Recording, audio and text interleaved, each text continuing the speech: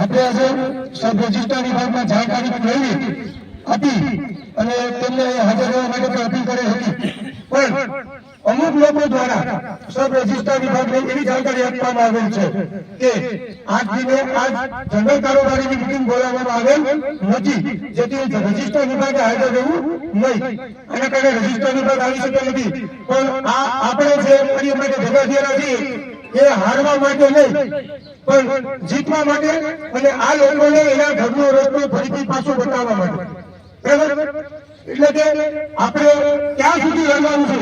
Doctor Baba Saheb Ambedkar એનો પૂરો પરિવાર એના દીકરા દીકરીઓથી લઈ અને આપણા સમાજનું નવું નિર્માણ કરવા માટે, આપણા સમાજને મજબૂત કરવા માટે, આપણા સમાજને આગળ લાવવા માટે જો ડોક્ટર બાબા સાહેબ આંબેડકરે એક મિનિટ પર એવો વિચાર કર્યો હોત કે મારું થઈ જાય તો કઈ મને વાંધો નથી, તો ડોક્ટર બાબા સાહેબને કરી દેવા માટે ત્યારે પૂરો ભારત દેશની અડધી ચોથા ભાગની પ્રોપર્ટી એને ખાતે કરી દે એટલી પણ એને ઉપર હતી. તો આજે આપણને ઘણા બધા લોકો દ્વારા એની પણ કાર્યવાહી કરવામાં એ લોકો દ્વારા આવી રહી છે કે 2 વ્યક્તિને 3 વ્યક્તિને કાઢી નાખો, બાકીની કાર્યવાહી અમે કરશું. આમ કરી અને અમારા જેટલા લોકો ગ્રુપમાં કામ કરે છે એને તોડવાની કોશિશ કરી રહ્યા છે. આપણા સમાજના આગેવાનો આવે એને ધાક ધમકી આપી અને ખાંભા તાલુકાની મંડળીનું નામ ન લેવા બાબતે ધમકી આપવામાં આવે છે અને ખાંભા તાલુકાના કોઈ સક્રિય કાર્યકર્તા તરીકે કામ કરતા હોય એવા લોકોને ખાંભા પોલીસ સ્ટેશનની મારી પાસે ફરિયાદ અરજી આપી, ખોટી ફરિયાદો આપી અને જે પાયા વિહોણી હોય, જેઓને પૂરતી ખાતરી ન હોય કે આ લોકો પરમિશન છે કે કેમ, આમ છતાં પણ લોકો અરજી આપી અને આપણા સમાજને આ જે હક અધિકાર છે એમથી વંચિત રાખવા માટે પ્રયત્ન કરી રહ્યા છે.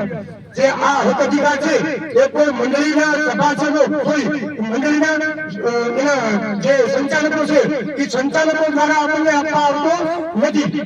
મંડળીના સંચાલકો તો માત્ર એક નિમિત્ત છે કે એ લોકો દ્વારા આપણને જમીનનું નિર્માણ એટલે કે આપણને જગ્યાનું લેવલ બતાવી દેશે, આપણને એ લોકો દિશા બતાવશે કે આ જમીન તમારા સર્વે નંબરોને માટે તમને સોંપવામાં આવે છે. પણ જમીન અનુસૂચિત જાતિની છે, જમીન જો જમીન સરકાર की है वो जमीन हमारी है, तो આ જમીન हमारी છે ક્યારે અમારી થશે? આના માટેની આપણી લડાઈ છે. આ લડાઈ માટે આપણે ક્યારે પણ હારવાના નથી, ક્યારે પણ ઘરે બેસવાના નથી.